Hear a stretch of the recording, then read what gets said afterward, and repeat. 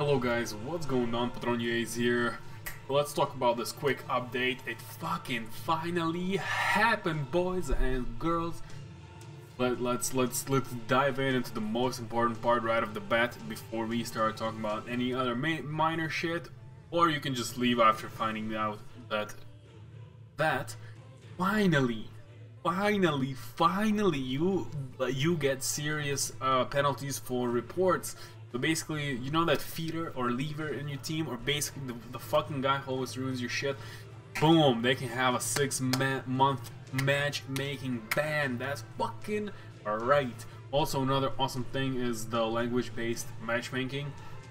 So pretty much whatever language you put in your thing, that's what's gonna try to help you, get matched with. Another great, finally needed a long time awaited change.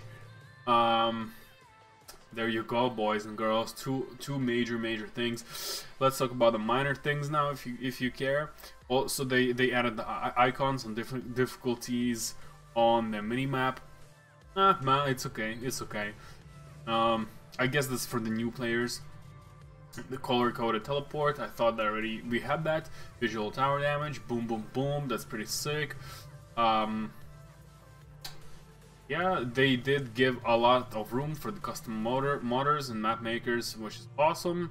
Hopefully it's gonna improve the, not even improve, the word I'm looking for is promote more custom maps. Then you have the hero icon notification. From now on, basically, if you come back to Dota and you don't want to watch videos like you're watching at this moment, you're gonna have a little icon on the heroes, and it'll tell you the recent game changes. So basically, also in addition, they made like a more pretty much a sweet custom profile. So check this out. You can put in your featured hero up in here. It has some of the stats here. It shows your conduct summary. Before you get banned, you can click on behind profile, whatever. Then also, awesome thing that they added is that in the training part, see they do plan to expand it, but here you can train how to last the creeps. So yeah, they made that, boys. Then your usual whatever the items for the new hero, for the new players, I guess this is kind of important. And some guides, here you go.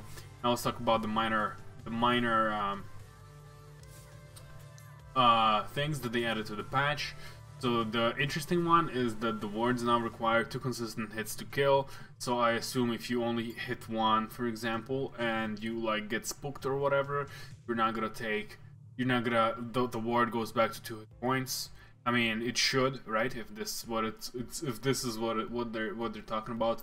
The aura from the tower gives you now more armor, which is kind of great because for offlaners such as myself, I do make a lot of offlane videos. By the way, it'll make my life a lot easier because I'll be a little more tanky, and they won't be able to die me as easy, which is good.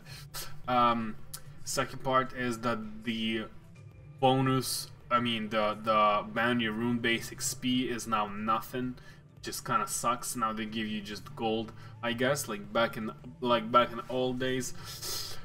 And to balance it, they kind of increased it from 2 per minute to 4, which is not bad. Roshan now has 25% status resistance. If you don't know what that is, it's a fucking thing that they implemented to Dota. You have status resistance. In strength heroes, so basically your stuns won't last as long on him, and like burns or whatever spell amps and things like that. Maybe, I guess, so you go and do it as a team, as an objective. Maybe that's their thought process was behind it. If you're still with me here, let's quickly talk about the items. So aim disc, no major changes. No one buys this shit anyway. Just the percentage you got reduced from threshold, reduced to 70%. This item would be OP if you could activate the threshold, right? But since you can't, it's pretty shitty. Battle Fury got nerfed against illusions now, so therefore illusion-based heroes are kind of stronger. BKB got also nerfed. Now the cooldown is 70 at all times. Blink got nerfed, or cooldown. Mango and Fairy Fire is now worth more. Their value of them is definitely better. Any other thing that really matters is Meteor Hammer. The cooldown reduced by the whole 12 seconds, which could potentially be a viable item. 28 seconds is not really that much, and it can definitely become highly spammable. I do want to give it a try. Then Soul Rings and Spirit Vessels got a little more pricey by not much. Maybe the Spirit Vessel is because it's kind of hard to buy. Heroes, Al got a micro boost. Same with Ember. No heroes stand really out. They just the micro either boosts or micro nerfs. Hero micro boost, Ange micro nerf, Jug micro nerf, Leshrac micro, yeah, I want to say boost because the mana cost is, but it's, you know what I mean, it's skill shots, it doesn't really matter that much if you're shit. Lena got minor nerf, I would say, because base intelligence increased by 3, but base damage, random variance, whatever this shit is, I don't even know. Why are you watching this? So Lion got a pretty micro boost, I guess, because mana drain at max level slows you by 3%. Micro nerf, I would say. Cooldown increased. Medusa got micro boost. The only thing is the plus 800 mana, unfortunately, down to 700. But the snake is kind of does more damage now, but no one buys evasion. No one gets the evasion anyway.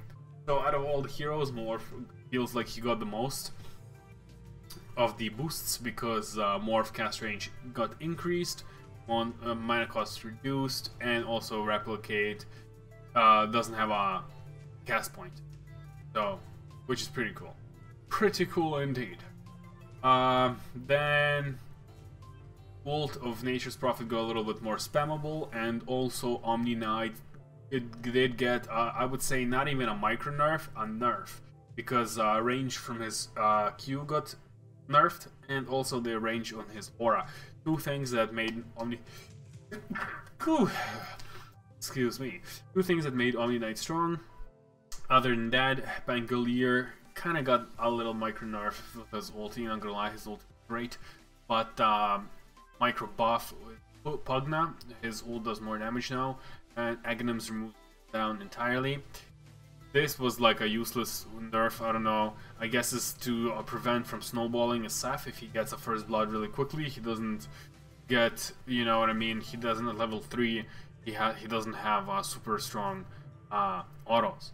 But other than that, later on he's back to normal. Shaman get a little bit nerfed because his Ether Shock was pretty strong ability at level 1, does 150 damage or 140 damage, and the cooldown was 8 seconds. Think about it. Think about this for a second. 8 seconds, and his auto attacks were pretty high. But yeah, other than that, finally Snowball doesn't dodge roots like from Ember Spirit or from Doom, who ate the creep, for example, or from Londroot, Bear, things like that. And yeah, I think we're over this quickly. Skimmed through this patch. If you guys enjoy the new changes, especially the freaking 6 months penalty ban, let me know, and peace.